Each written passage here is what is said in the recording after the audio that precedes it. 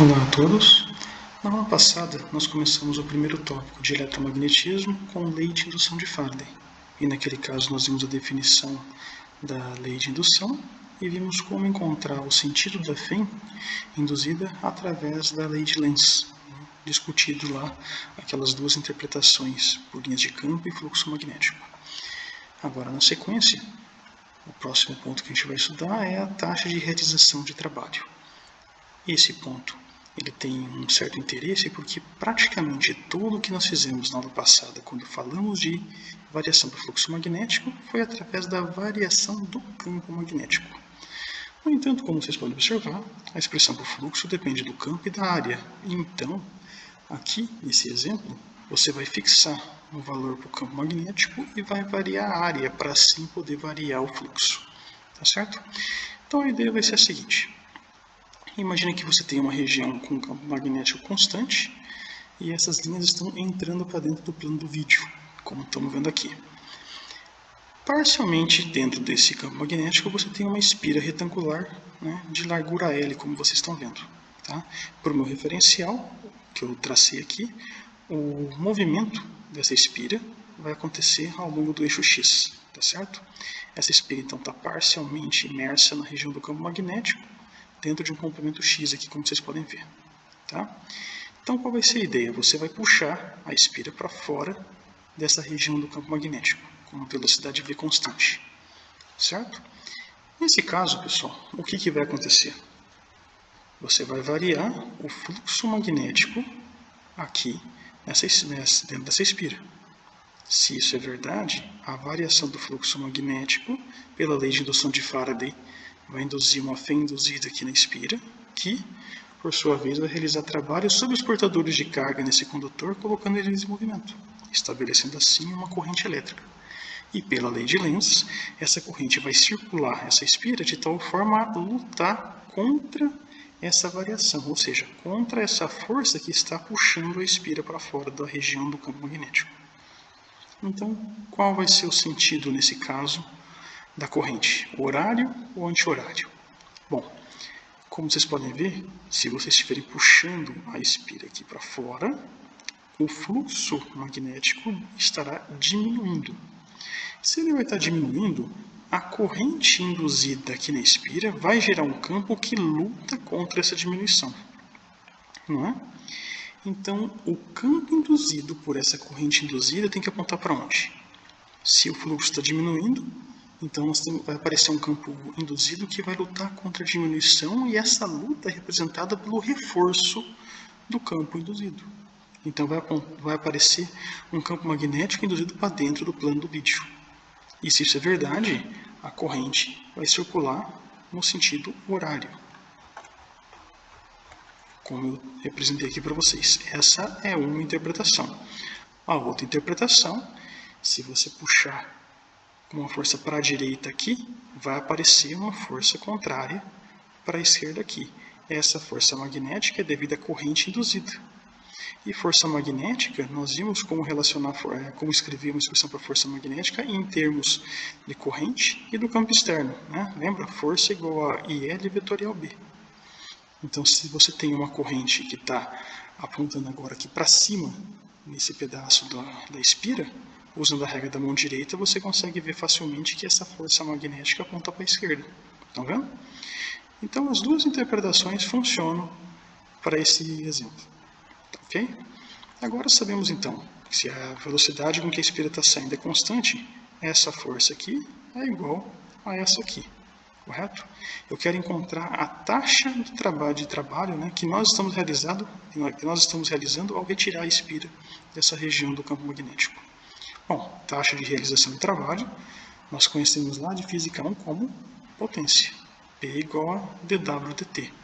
Se a gente mover a espira por um pedacinho dx, estamos realizando um trabalho dW. Assim, dW igual a f dx, uma vez que o movimento aqui está acontecendo ao longo do eixo x. Substitui essa expressão aqui dentro, e nós temos f dx dt, e dx dt é a velocidade. Assim, P igual a F vezes V. Beleza? Essa força aqui, que nós estamos puxando a espira aqui para fora é a mesma força magnética devido a esse campo externo sobre esse trecho da espira transportando corrente, que é dado como IL vetorial B, que eu acabei de comentar com vocês. Podemos sair da notação vetorial e escrever em termos do ângulo entre L e B. Qual que é esse ângulo? O L está apontando para cima e o campo está apontando para dentro. Então você tem um ângulo de 90 graus formado entre L e B, sendo de 91. E força magnética é escrita como ILB.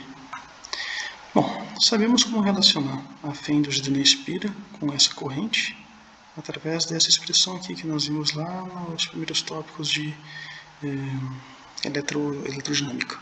Φ igual a R vezes I. Para encontrar a corrente, isola o I aqui, você tem Φ sobre R.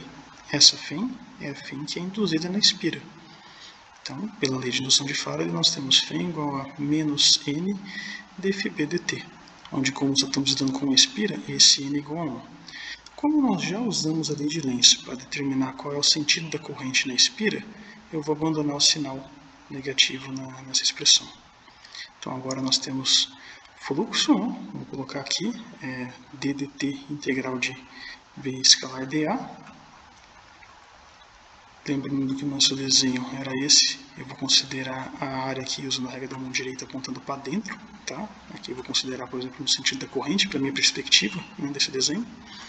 Então, o ângulo entre B e DA sendo zero, cosseno de 0 a 1, posso sair na notação vetorial como eu fiz aqui. Beleza? Como o B, nesse problema, o B é constante, eu posso tirar ele da integral. E você tem integral de dA, né? Só que para o nosso problema, como a espira está parcialmente imersa na região aqui do campo magnético, a área imersa vai ser qual? Vai ser Lx, não é?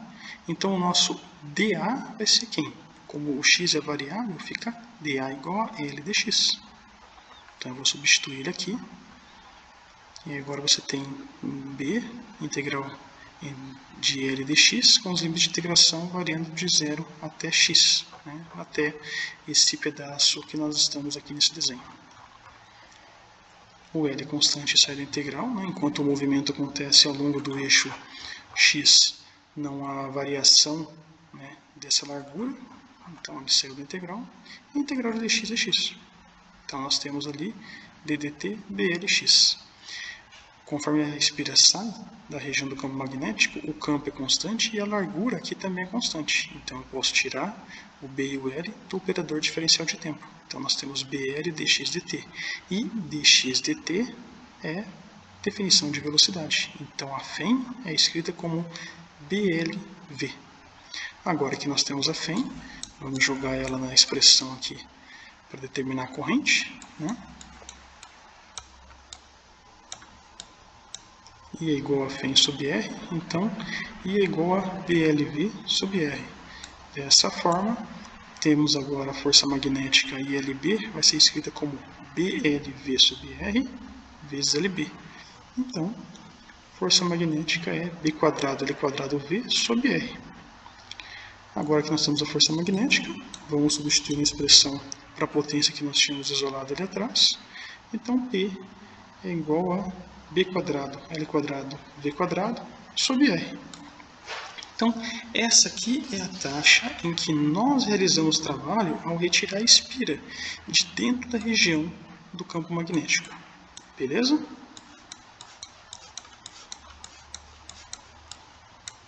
Agora, energia térmica.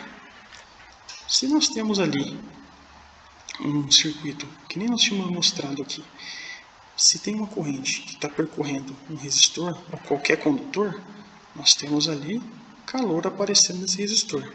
No caso da espira sendo retirada da região do campo magnético, aparece uma corrente induzida ali na espira. Então, essa espira também começa a esquentar. A taxa em que aparece energia térmica na espira é a mesma expressão que nós tínhamos quando estávamos trabalhando com um circuito composto de bateria e resistor. Só que agora a Φ é devido a uma Φ induzida e não a Φ produzida pela bateria. Mas a expressão, a taxa que aparece energia térmica no condutor é igual. P igual a R quadrado. como a corrente induzida na espira nós tínhamos encontrado como BLV sobre R, substituindo essa expressão da corrente aqui nessa expressão para potência,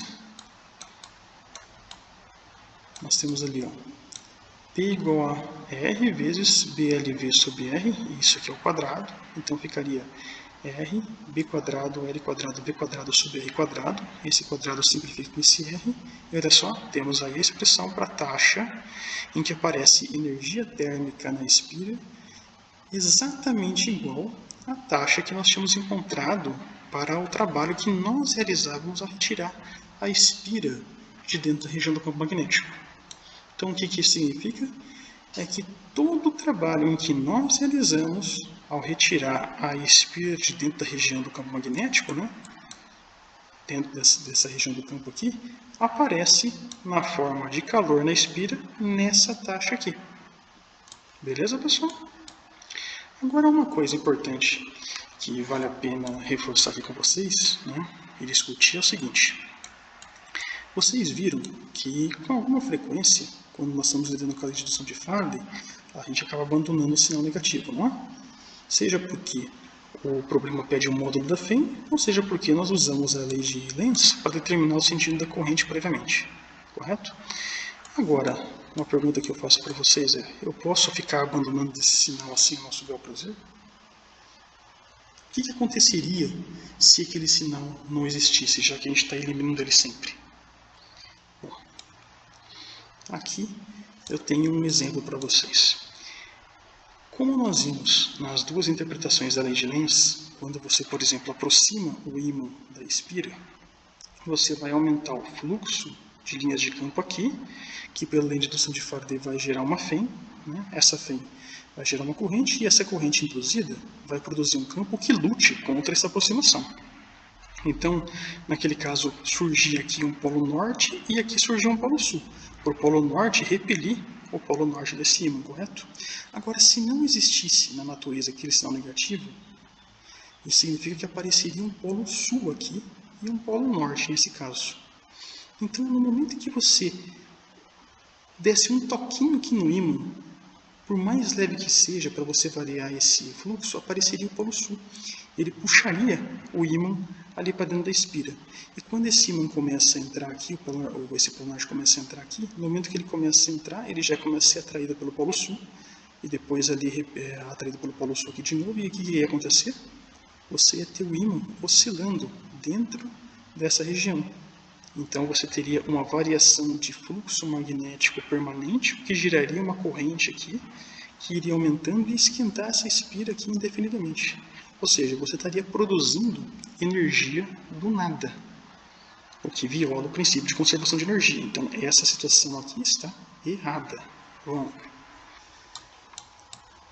então esse sinal aqui, pessoal, qual que é o significado físico dele nessa equação? Ele nada mais é, né, do que uma forma de garantir o princípio de conservação de energia.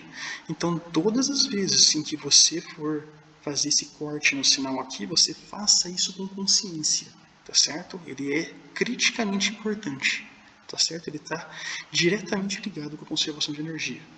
Tudo bem? Beleza. Vamos fazer um exemplo, então. Então, aqui nós temos um exemplo, que é o seguinte. Na figura que eu vou desenhar para vocês, mostra uma espira condutora retangular, de resistência R, largura L e comprimento B, sendo puxada com velocidade escalar constante V, através de uma região de comprimento D, onde há um campo magnético uniforme B, né, produzido aí por um eletroímã. Ele pede na letra A, faça um gráfico do fluxo magnético através da espira em função de x, tá? Então essa aqui é a nossa representação. Ela é parecida com o anterior, só que agora a espira está do lado esquerdo. Você vai puxar a espira aqui para o lado direito, tá ok?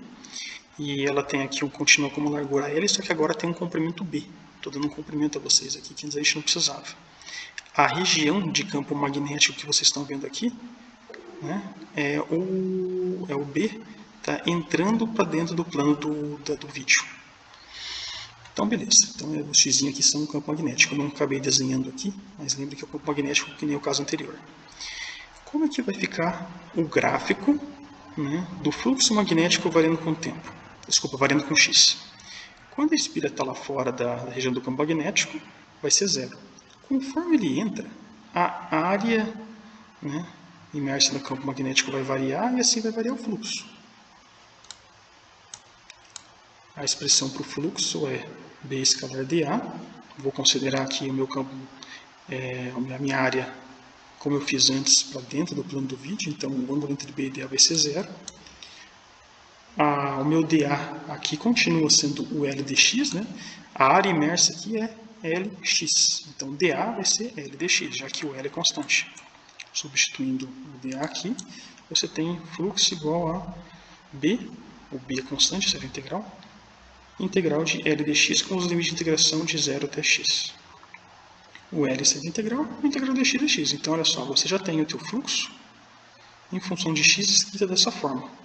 Então, quando x é zero, significa que a espira está completamente fora da região do campo magnético. Então, o teu primeiro ponto aqui está em zero. Tá certo? Conforme o x começa a aumentar, o fluxo começa a aumentar. E aumenta de que forma? Uniformemente. Então, nós temos uma representação aqui, né, para o gráfico linear, né, linearmente, né, para o fluxo crescendo, até um certo ponto. Que ponto é esse? Quando a espira está completamente imersa na região do campo magnético. Isso vai acontecer quando x for igual a B. A partir desse ponto, a espira começa, né, a vir aqui para o lado direito, completamente imersa na região do campo. E nesse caso, conforme o x cresce, o fluxo permanece constante. Então, representado por essa linha reta aqui com inclinação zero. E isso acontece até o x ser igual a quem?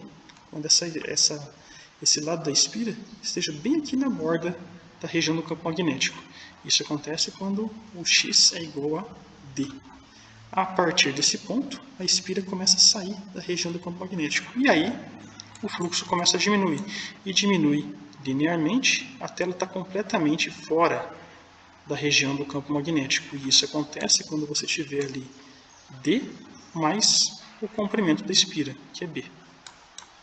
Então está aí a representação do gráfico do fluxo em relação a x, tá certo? Então ele começa em zero, vai crescendo linearmente, depois você tem a parte onde a espira está indo para a direita, totalmente imersa no campo magnético, e depois ela começa a sair. Então essa foi a letra A. A letra B, ele pede para você agora fazer o gráfico da φ induzida em função da posição da espira, ou seja, φ em função de x. Bom, nós temos aqui uma expressão para φ, né, e ela é escrita em termos da variação do fluxo magnético em relação ao tempo. Como que nós vamos ter aqui uma função de x? Não é complicado. Já que sabemos que o fluxo magnético pode variar com x, né, conforme você vai puxando a espira aqui ao longo dessa linha horizontal, nós podemos usar esse conhecimento a nosso favor. Nós, inclusive, já encontramos o gráfico do fluxo em relação a x. Então, nós vamos usar, para fazer o gráfico da φ em relação a x, nós vamos usar esse gráfico aqui. E isso, se a gente aplicar aqui a regra da cadeia, ó, nós teremos φ igual a menos dφ dx, dx dt. Lembrando que nós temos aqui ó, dx sobre dx, né? A derivada de x em relação a x é 1, o que voltaria até o caso anterior. Novamente, n só tem uma espira, ele vai a 1. E dx dt aqui, nós podemos escrever como velocidade. Então, a φ em função de x, ó, φ é igual a menos v dφb dx. Então, como sabemos que a derivada representa a inclinação da reta em determinado ponto de interesse aqui nessa curva, podemos traçar o gráfico da φ usando o gráfico do fluxo em relação a x. Olha só. Conforme você está puxando a espira aqui para dentro da região do campo magnético, o que acontece é que o fluxo vai aumentando linearmente, não é? E a inclinação, né, dessa reta aqui, ela é constante entre 0 e B. Então, se essa inclinação é constante e você está multiplicando por uma constante, a φ será uma constante também. Aqui nós temos uma inclinação positiva, vezes 1v positivo, só que nós temos pela lei de indução de Faraday, que está conectada com a lei de Lenz, um sinal negativo. Isso significa que conforme você puxa a espira para dentro da região do campo magnético, você tem um valor negativo e constante para φ aqui. Tá certo? Entre B e D, ou seja, enquanto a espira estiver se deslocando ao longo dessa linha horizontal completamente imersa na região do campo magnético, você não tem variação de fluxo. Então, se o fluxo aqui é constante, derivada de uma constante é zero, olha só, você tem aqui φ igual a zero. Conforme a espira começa a sair da região do campo magnético, sair para esse lado aqui, o fluxo começa a diminuir linearmente, só que olha só, essa inclinação da reta aqui também é constante entre D e B mais D. Então, você também vai ter um valor constante, como a inclinação é negativa, ela simplifica para o sinal da lei de Lenz, e você tem uma φ positiva, como você está vendo aqui. E a partir desse ponto, depois que a espira saiu da região do campo magnético, quando ela vai se deslocando para a direita, você não tem mais fluxo, daí para frente vai ser sempre zero, como eu representei aqui. Beleza? Na letra C, ele fala para você, faça o gráfico da taxa de produção de energia térmica na espira em função da posição. Em outras palavras, queremos um gráfico de P por X. Então, assim como no caso da letra B, em que nós usamos o gráfico A para poder determinar esse aqui, nós vamos fazer a mesma coisa. Vamos usar agora o gráfico B para determinar o gráfico C, P por X. Isso é possível porque sabemos que P é igual a R vezes I quadrado, a taxa de produção de energia térmica na espira. Como I é igual a φ sobre R, substituindo I aqui nessa função aqui, você tem P igual a φ quadrado sobre R. Agora, o que a gente precisa fazer? Como sabemos que o gráfico φ por x tem esse comportamento, basta que a gente pegue cada ponto nesse gráfico, eleve ao quadrado e divide por r. Ou seja, o gráfico de P por x, você vai ter sempre valores positivos ou zero. Não é? Então aqui, você vai pegar todos esses pontos, você vai elevar ao quadrado, ele vai ficar positivo e dividir por r. Então você vai ter um certo valor aqui, entre 0 e B.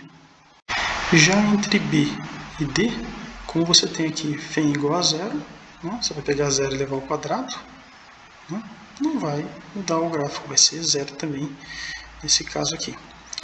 E para o outro caso, entre D e B mais D, nós temos ali esse termo constante, que você vai pegar, vai levar ao quadrado e dividir por R. Então você vai ter também aqui um gráfico com comportamento constante e também positivo. A partir desse ponto, de B mais D, o gráfico aqui para φ sobre x vai ser igual a zero, então aqui também vai ser igual a zero. Beleza, pessoal? É isso aí. Vamos para o próximo ponto, campo magnético induzido.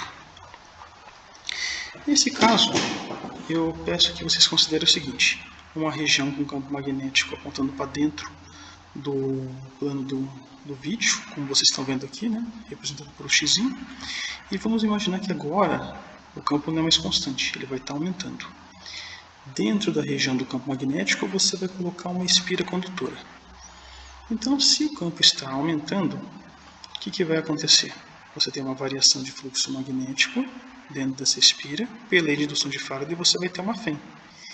E essa φ vai executar um trabalho sobre os portadores de carga nesse condutor, estabelecendo a corrente. E pela lei de Lenz, essa corrente vai circular de tal forma a lutar contra essa variação.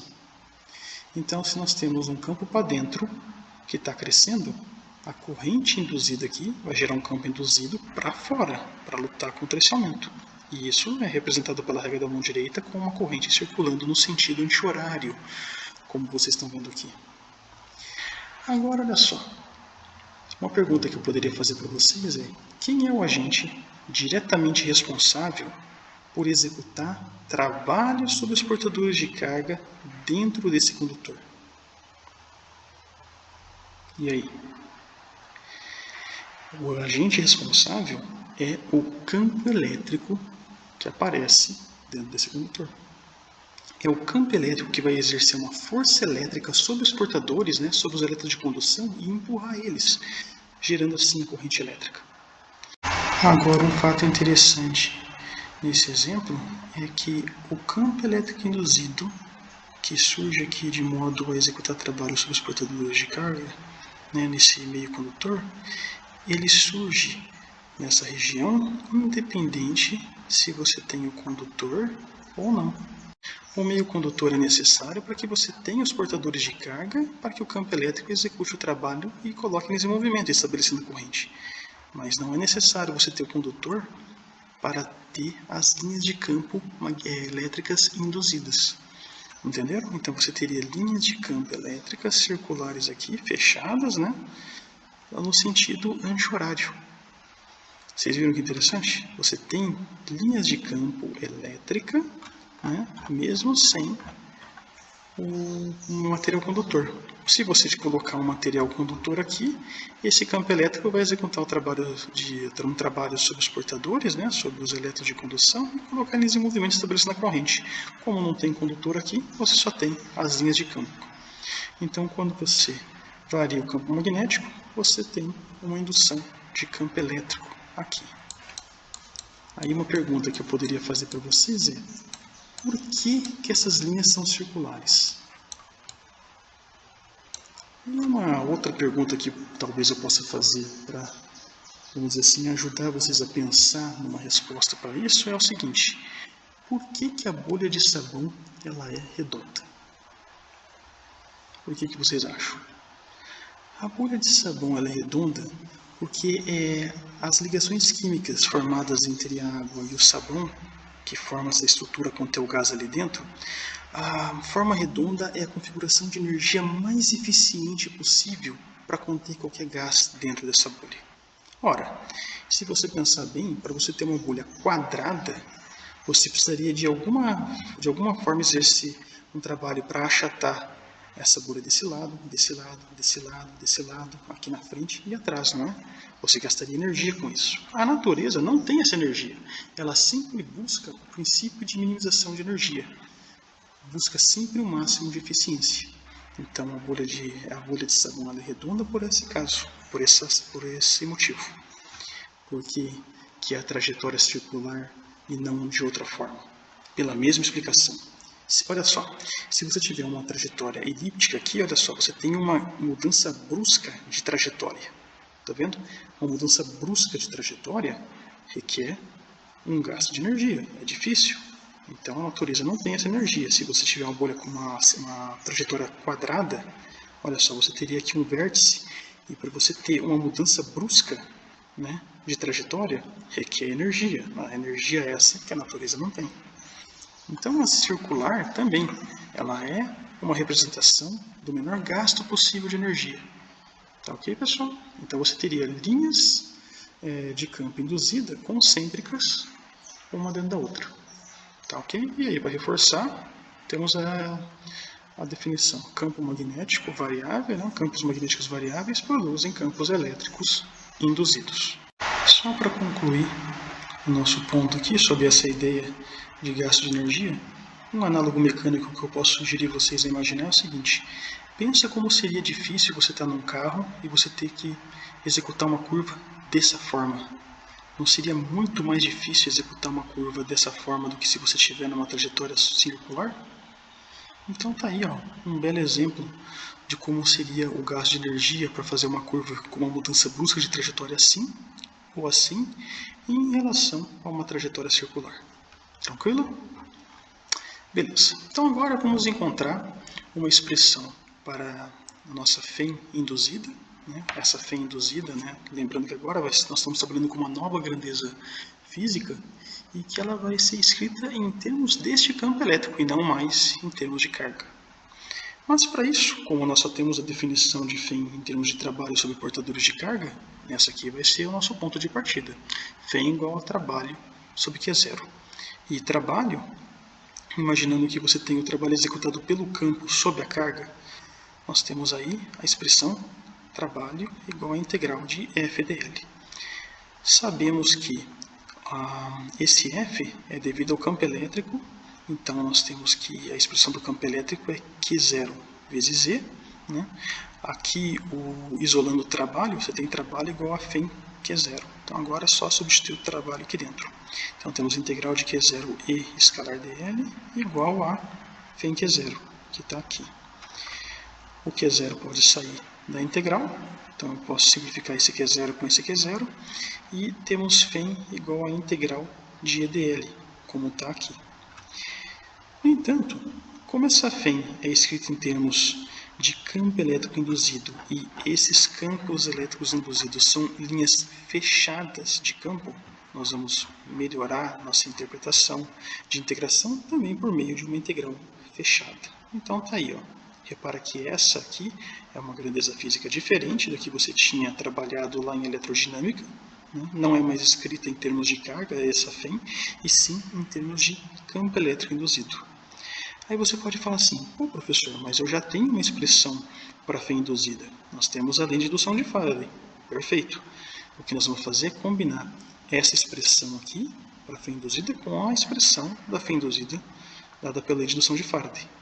E quando a gente faz isso, né, iguala essas duas φs, podemos escrever a forma final para a lei de indução de Faraday em toda a sua glória. Integral fechada de escalar dl igual a menos dφb dt. O que essa equação aqui está dizendo a vocês? Que campo magnético variável, em relação ao tempo, gera o quê? Campo elétrico induzido. De que forma? Através de linhas de campo fechadas, tá? E circulando sujeitas à lei de Lenz. E circulares, devido ao princípio de minimização de energia. Beleza? Então tá aí. Essa expressão que vocês estão vendo aqui, ela é a terceira equação de Maxwell. Como eu falei para vocês antes, nós temos 4 equações. E ao longo do curso, nós já vimos 2 e agora estamos vendo a terceira equação. Falta uma que nós vamos ver nos próximos tópicos. Beleza? Bom, agora eu vou mostrar para vocês aqui uma ideia sobre o potencial devido a campos elétricos induzidos. Que eu imagino que vocês vão gostar. Vamos imaginar uma espira, tá, dentro dessa região de campo magnético. E sei lá, vamos considerar que esse campo de alguma forma está aumentando. Se o campo está aumentando, o campo elétrico que vai surgir dentro da espira aqui, né, vão surgir linhas de campo. E essas linhas de campo vão ser circulares, e se o B está aumentando, as linhas de campo vão circular no sentido anti-horário. Nós vimos uma relação entre diferença de potencial entre dois pontos e campo elétrico, escrita dessa forma, né? Lá no tópico de potencial. ΔV igual a menos integral de EdL, que é igual a menos trabalho sobre Q0. Né? Vocês devem lembrar dessa equação. No entanto, eu chamo a atenção de vocês para o seguinte: se você colocar uma carga teste aqui dentro desse condutor, essa carga teste ela vai executar uma trajetória circular fechada. Trabalho, né, em uma trajetória fechada, nós sabemos que ele é igual a zero, não é? Então esse termo aqui seria igual a zero. Por outro lado, considere o seguinte: imagine que inicialmente o potencial nesse ponto tem um valor qualquer, sei lá, tenha 1 volt. Então, o potencial nesse ponto vale 1 volt. O campo elétrico vai executar um trabalho sobre essa carga e vai deslocar ele.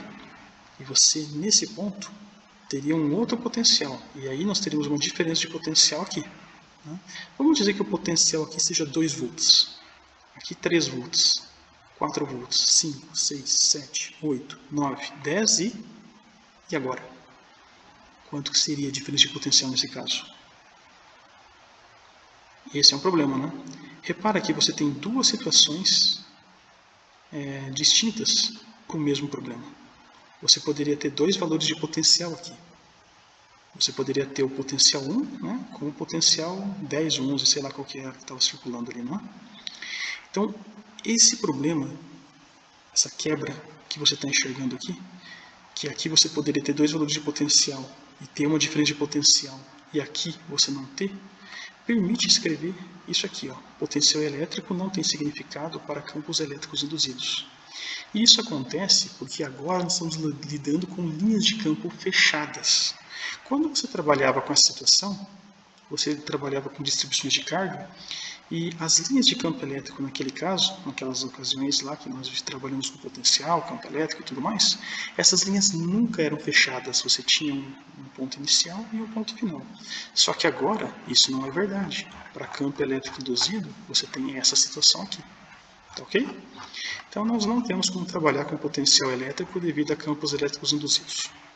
Bom, vamos aplicar então essas discussões, né, em um exemplo. Na figura que eu desenho aqui embaixo para vocês, suponha que o raio do volume cilíndrico seja R1 igual a 8,5 cm e que dB/dt é 0,13 Tesla por segundo. Aí eu peço para vocês o seguinte: qual é o módulo do campo elétrico induzido E em pontos onde R é igual a 5,2 cm, ou seja, R menor que R1, e o campo elétrico induzido nos pontos R igual a 12,5 cm, ou seja, R maior que R1. Então, olha só, temos aqui uma região cilíndrica, né, como o exercício propôs ali, com o raio R1, uma distribuição de corrente capaz de gerar um campo dentro dessa região cilíndrica, seria o solenoide, por exemplo. Né? Então, nós temos um campo uniforme ali, né, que está variando com essa taxa aqui. 0,13 Tesla por segundo. E você quer determinar o campo elétrico induzido em dois pontos, dentro da região cilíndrica de raio R1 e fora. Então você tem aqui, ó, um ponto de raio R menor que R1, que eu vou estabelecer aqui, e um ponto aqui, quando R é maior que R1. Ok? Vamos começar então com R menor que R1. Nosso ponto de partida então vai ser a lei de indução de Faraday descrita dessa forma. Como ele deu a vocês que o campo magnético está variando a uma taxa positiva, não tem sinal negativo aqui, né, de 0,13 Tesla por segundo, se o campo está variando, nós temos uma variação de fluxo, né, dentro de um círculo que a gente estabelecia aqui. Né, por exemplo, estou estabelecendo esse círculo de raio R, então temos uma variação de fluxo aqui dentro dessa região. E se o campo está crescendo aqui, e ele está apontando para dentro, o campo elétrico induzido, que está sujeito à lei de Lenz, ele vai lutar contra esse crescimento. Para facilitar a ideia, basta vocês imaginarem aqui uma espira e tentar determinar o sentido da corrente, e assim o campo induzido por ela. Tá ok? Então, se você tivesse uma espira circular aqui, a corrente giraria um campo apontando para fora, para lutar contra o aumento do campo magnético externo, né, dentro dessa região cilíndrica aqui. Então, nós temos campo elétrico circulando no sentido anti-horário. Como já usamos a lei de Lenz para determinar o sentido do campo, vou abandonar o sinal negativo aqui. Então, temos aí integral E escalar dl dB dt, dφb dt. Bom, vamos sair da notação vetorial aqui, escrevendo em termos do ângulo entre E e dl. Como vimos, estou integrando no mesmo sentido do campo, então nosso ângulo entre E e dl aqui é 0, cosseno de 0 é 1. Vou colocar a expressão para o fluxo magnético aqui dentro do operador diferencial de tempo, como eu fiz aqui, e considerar a minha área apontando para dentro da região do campo magnético. Pela minha perspectiva, então, o vetor dA aponta para dentro. Isso faz com que o ângulo entre B e dA é 0, então cosseno de 0 é 1, saindo da notação vetorial nesse caso. Cosseno de 0 é 1, então temos integral de BdA. Como B, se eu fixar uma região aqui, né, eu estou fixando esse instante de tempo onde, por exemplo, essa foto foi tirada.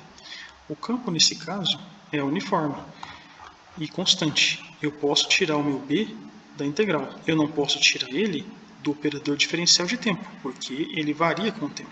Mas dentro da integral aqui, dentro desse, vamos dizer assim, dentro desse colchetes, é como se você estivesse analisando esse instante onde esse desenho foi feito, certo? Onde essa foto foi batida. Ok? Então, tiro o B da integral. Integral de dA é A. Então, temos agora derivada em relação ao tempo de A.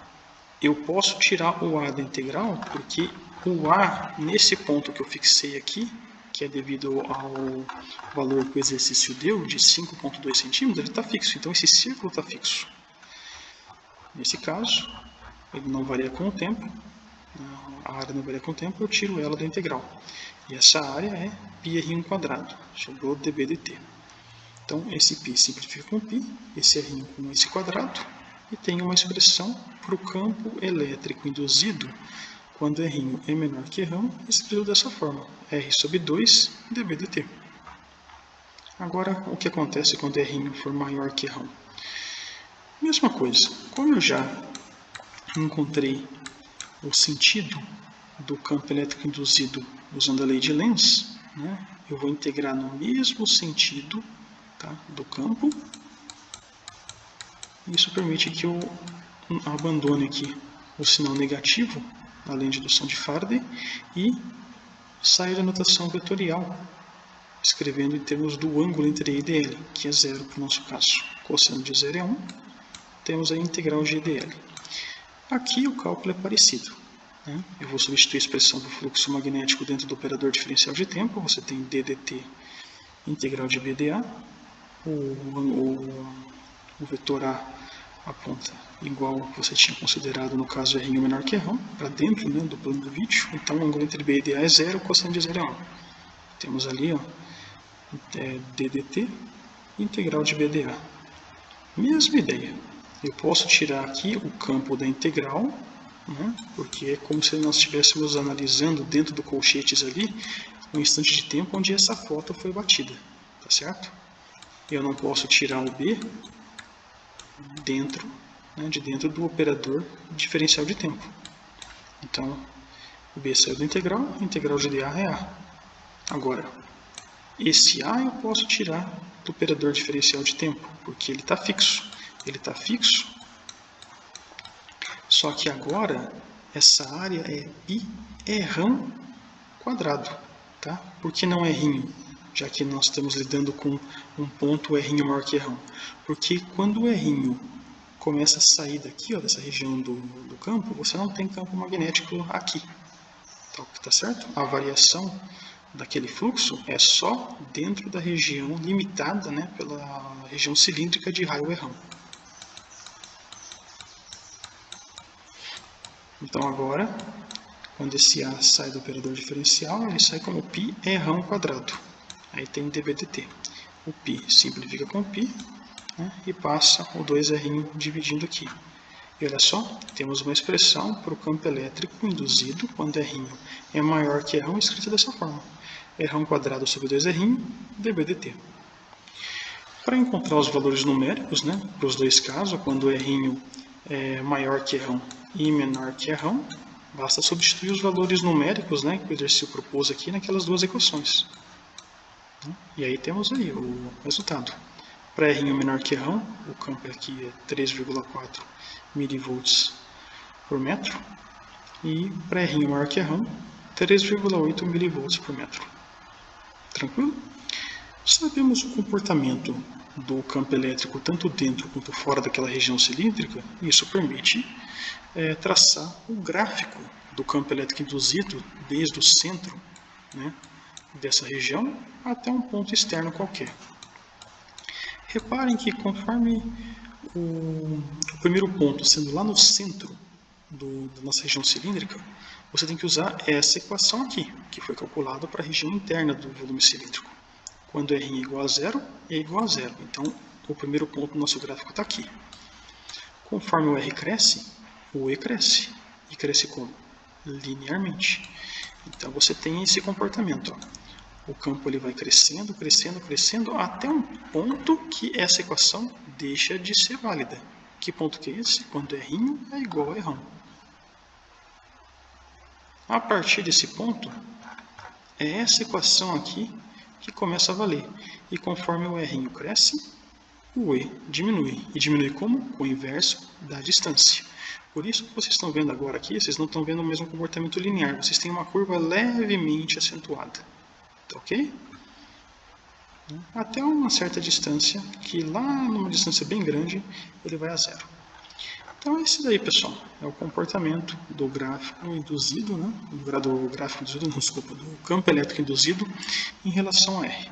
E bem esse ponto, quando R é igual a R1, você tem um campo elétrico induzido máximo. Tranquilo, pessoal? Temos aí esse exemplo. Há outros ali no livro que eu pediria para vocês fazerem também. Então é isso aí, pessoal. Ficamos por aqui. Até a próxima.